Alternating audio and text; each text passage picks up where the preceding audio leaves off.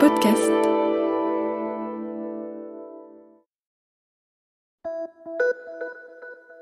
Salut, c'est Clara de l'INA. Cette semaine, dans La vie d'avant, je vous emmène à la rencontre de Michèle, directrice d'une agence de rencontres. On est en 1989 et les cadres et professions supérieures se rendent dans son agence pour trouver une compagne ou un compagnon. Ici, l'algorithme, c'est elle et ça marche. J'ai énormément de chirurgiens.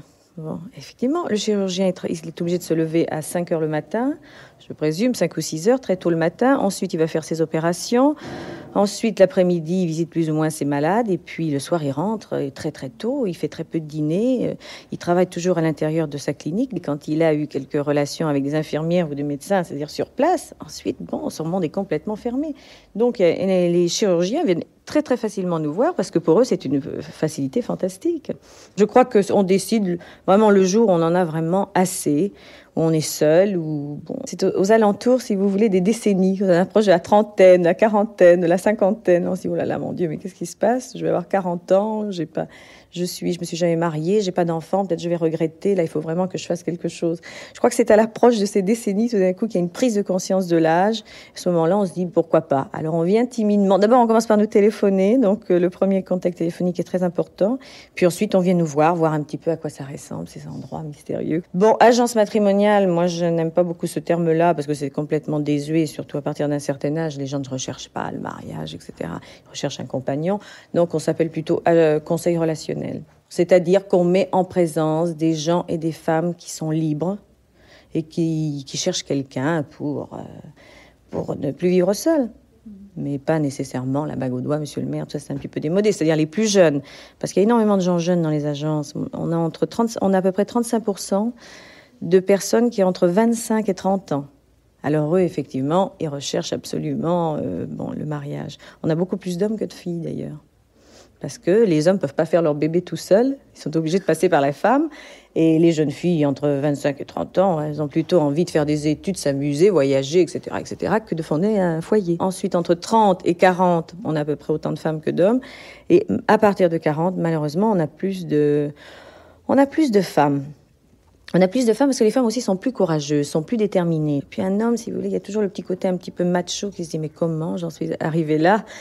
Pour chercher une femme, aller dans une agence, mais qu'est-ce qui m'arrive vraiment? C'est pas facile pour un homme. Moi, je sais que je recrute ma clientèle au niveau des hommes en faisant beaucoup de relations publiques, mais au niveau de la publicité, ça marche moins bien.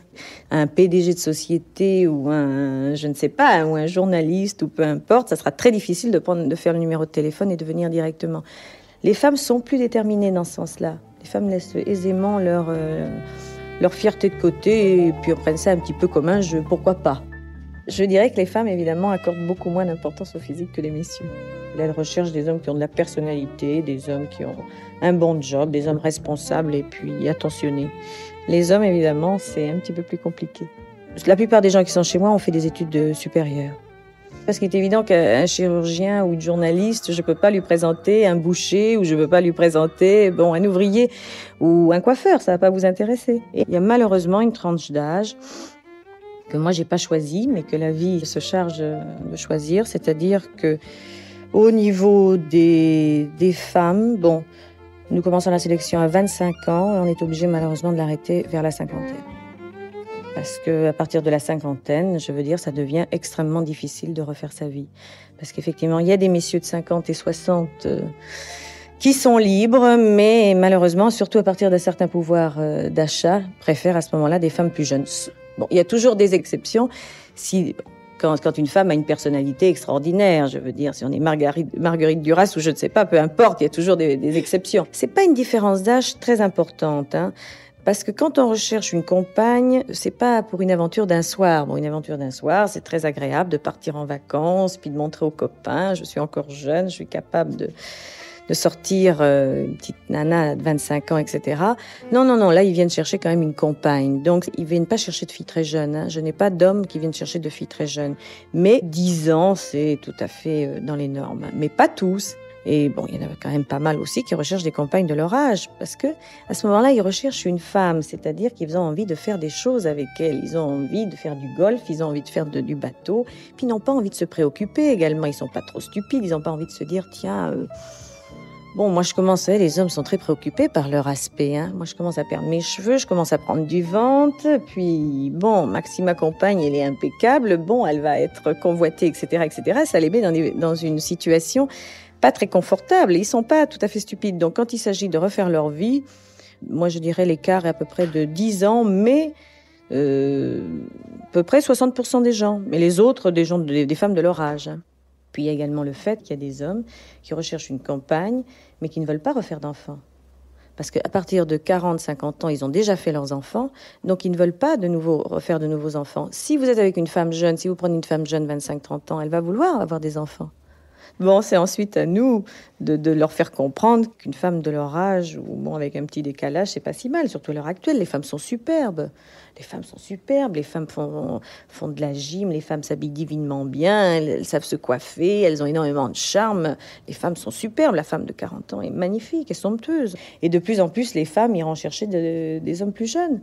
Parce que c'est pas complètement paradoxal, les hommes de leur âge, à partir d'un certain âge, bon, mais évidemment, ils préfèrent en voir en face d'eux quelqu'un de plus jeune, parce que d'abord...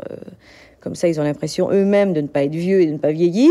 Donc, mais les femmes vont aisément maintenant chercher des hommes plus jeunes. C'est pas, d'ailleurs, elles vont pas chercher des hommes plus jeunes. C'est les hommes plus jeunes qui les courtisent. Et ça se passe très bien. Et il y a énormément de couples comme ça qui fonctionnent très très bien. Les jeunes de 25 ans, ce qu'ils veulent, c'est des femmes d'un certain milieu socioculturel. Ils arrivent, non, ils ne demandent pas une blonde, une brune ou quelque chose comme ça. Et ils ne veulent pas des aventurières. Demande une fille qui a fait des études supérieures, qui soit avocate, qui soit juriste, etc., etc. Ils vont me demander des femmes très sérieuses. Ils vont pas me demander, ils me demandent pas de mannequin. Pour eux, c'est une facilité. Bon, il y a 20 ans, on allait dans les boîtes de nuit rencontrer des filles. Actuellement, on va dans une agence rencontrer des filles. C'est comme ça que ça se passe. Ils n'ont absolument pas honte. Ils en parlent autour d'eux, à leurs copains, à leur environnement, à leurs copines, à leurs parents. Ils en parlent absolument à tout le monde. Ils n'ont absolument aucune gêne. Donc, ils veulent, c'est des jeunes gens en général qui ont quelquefois leurs propres entreprises, même souvent leurs propres entreprises, ou alors des avocats, ou alors des jeunes médecins. Et ils viennent ici, ils sont très, très déterminés, ils savent pertinemment ce qu'ils veulent. Il y a souvent un décalage entre ce que demandent les gens et, si vous voulez, leurs possibilités. Parce que c'est très beau d'arriver ici et de dire « Bon, ok, moi je voudrais un genre Bernard Tapie. » D'accord, très bien, mais qu'est-ce que vous avez à offrir ? Alors, si vous ratez justement sans arrêt comme ça des rencontres, c'est peut-être parce que vous visez trop haut. Parce que ça, c'est vraiment l'archétype qu'on me demande au niveau des jeunes femmes, oui. Bernard Tapie, oui, c'est-à-dire que l'homme ambitieux, dynamique, battant, belle gueule, etc., etc. Dernièrement, j'avais une jeune femme qui était docteur psychiatre, elle est arrivée ici, parce que les gens arrivent la plupart du temps avec des idées très précises. Elle est arrivée ici, elle m'a dit, voilà, je rêve d'un monsieur blond, grand, les yeux bleus, bardé de diplômes, etc., etc. Mais cette femme était intelligente, et immédiatement, moi, je l'ai vue avec quelqu'un de mon agence, parce que ça aussi, effectivement, dès que quelqu'un rentre chez nous, c'est la déformation un petit peu professionnelle. On l'imagine systématiquement, on l'imagine avec avec un de nos adhérents. Et cette femme, immédiatement, je l'ai imaginée avec un de nos adhérents, mais qui était petit, brun, vieux, autodidacte. Enfin, vieux, il avait 50 ans, autodidacte. Elle avait 40. Alors, je lui téléphone, je lui dis, écoutez, pour la première rencontre, je vais vous présenter un monsieur petit, brun et autodidacte. Alors, c'est pas possible. Je dis, écoutez, laissez-moi faire, allez prendre, vous avez bien une demi-heure à perdre, allez prendre un verre avec ce monsieur.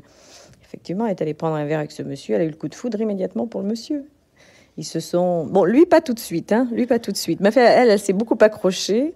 Ils se sont mariés, je sais pas, 6 mois après, quelque chose comme ça. Et d'ailleurs, ils m'ont invité, et souvent on en parle. Vous vous souvenez du Grand Blanc? De toute façon, vous savez, mais actuellement, c'est vraiment passé dans les mœurs au niveau... C'est comme les petites annonces, je veux dire, c'est la même chose. Qui n'a pas passé une petite annonce? Qui n'a pas répondu à une petite annonce? Tous les gens célibataires l'ont fait. Et de plus en plus, tous les gens passeront par les agences, sans aucun problème. Quand ils auront fait ensuite les annonces, les ci, les là. Non, c'est pas une clientèle de Minitel que j'ai, pas du tout. Parce que les gens ne recherchent pas du tout l'aventure. Justement, souvent, on a un peu l'impression que dans ces agences, les gens ont des relations intimes. Et non, mais beaucoup de relations intimes, c'est faux, complètement faux. Bon, vous avez quelques personnes, effectivement, qui ont des libidos, disons, fortes et qui ont besoin de rapports physiques. Mais c'est assez peu. Je dirais que le pourcentage est très, très faible. D'autant plus maintenant qu'on vit à l'époque du sida, ils n'ont plus du tout envie, ils ont très peur. Vous savez, maintenant, les gens ont très peur, hommes comme femmes, d'avoir une petite aventure comme ça et de se dire « je vais peut-être en mourir », c'est dur. Ça fait que les gens de plus en plus recherchent un compagnon, une compagne, pour avoir à la limite les mêmes rapports sexuels avec elle. Et donc, ils font avant, ils la rencontrent, ils la voient, ils veulent savoir comment elle vit pas, si elle a voyagé, si elle n'a pas voyagé. Les hôtesses de l'air, à l'heure actuelle, c'est très difficile de leur faire des présentations parce qu'elles sont allées beaucoup aux États-Unis, etc. Plutôt les avocates, les gens comme ça qu'on me demande. On est tout à fait un service, comme si vous avez mal aux dents, vous allez voir un dentiste, vous recherchez un compagnon, une compagne, vous passez par nous. Voilà, c'est la fin de cet épisode de La vie d'avant, produit par Lina. N'hésitez pas à nous mettre 5 étoiles s'il vous a plu, et abonnez-vous pour ne louper aucun épisode sur votre plateforme d'écoute préférée. On se retrouve la semaine prochaine pour un nouvel épisode de La vie d'avant.